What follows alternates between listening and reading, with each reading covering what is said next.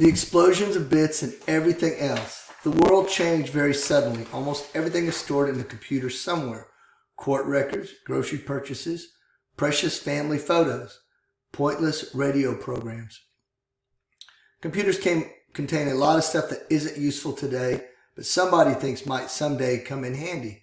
It is all being reduced to zeros and ones, bits. The bits are stashed on disk on home computers and in the data centers of big corporations and government agencies. The disk can hold so many bits there's no need to pick and choose what gets remembered. So much digital information, misinformation, data, and garbage is being squirreled away that most of it will be seen only by computers, never by human eyes. And computers are getting better and better at extracting meaning from all those bits, finding patterns that sometimes solve crimes, make useful suggestions, and sometimes reveal things about us we did not expect others to know. The March 2008 resignation of Elliot Spitzer as governor of New York is a bit story, as well as a prostitution story.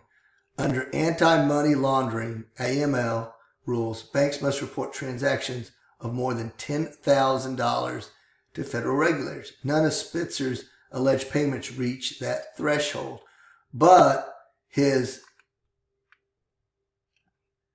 secret word for this particular presentation is going to be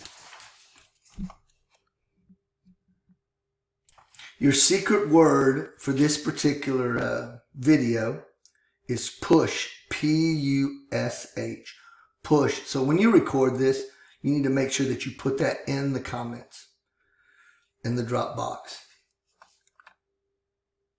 None of Spitzer's alleged payments reached that threshold, but his bank computer found that transfers of smaller sums forced a suspicious pattern.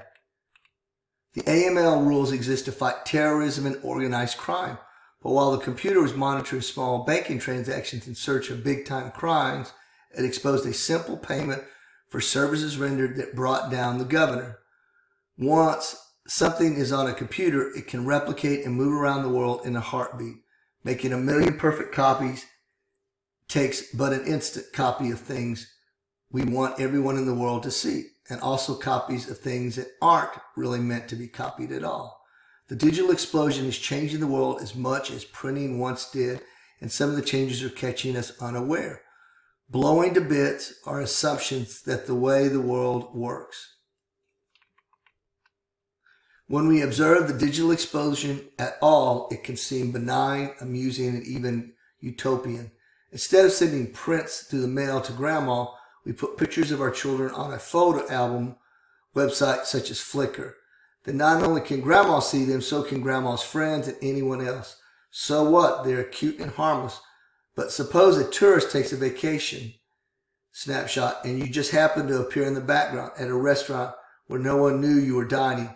If the tourist uploads his photo, the whole world could know where you were and when you were there. Data leaks, credit card records are supposed to stay locked up in a data warehouse, but escape into the hands of identity thieves. And we sometimes give information away just because we get something back for doing so. A company will give you a free phone call to anywhere in the world if you don't mind watching ads for the product computers hear you talking about. And those are merely things that are happening today. The explosion and the social disruption it will create have barely began. We already live in a world in where there is enough memory just in digital cameras to store every word of every book in the Library of Congress 100 times over. So much email is being sent that it could transmit the full text of the Library of Congress in 10 minutes. Digitized pictures and sounds take more space than words, so emailing all the images, movies, and sounds might take a year. But that's just today. The explosive growth is still happening. Every year we can store more information, move it more quickly, and so do far more ingenious things than we could the year before. So much disk storage is being produced every year that it could be used to record a page of information every minute or two about you and every other human being on the planet. A remark made long ago can come back to haunt a political candidate, and a letter jotted quickly can be a key discovery for a biographer. Imagine what it would mean to record every word every human being speaks or writes in a lifetime. The technological barriers to that has already been removed. There's enough storage to remember it all. Should any social barriers stand in the way? Sometimes things seem to work both better and worse than they used to. A public record is now very public. Before you get hired in Nashville, Tennessee, your employer can figure out if you were caught 10 years ago taking in an illegal left turn in Lubbock, Texas.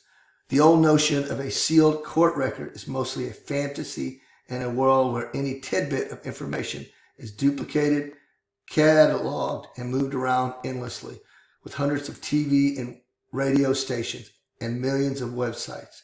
Americans love the variety of news sources, but are still adjusting uncomfortably to the displacement of more authoritative sources. In China, the situation is reversed.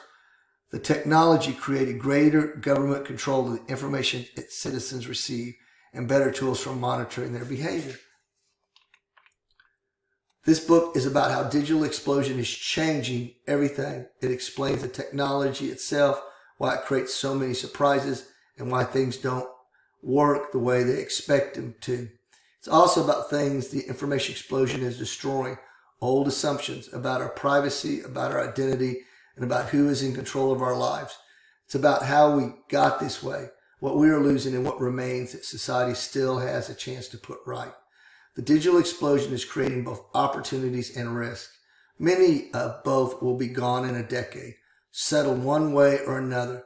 Governments, corporations, and authorities are taking advantage of the chaos, and most of us don't even see it coming. Yet we all have a stake in the outcome, beyond the science, the history, the law, and the politics.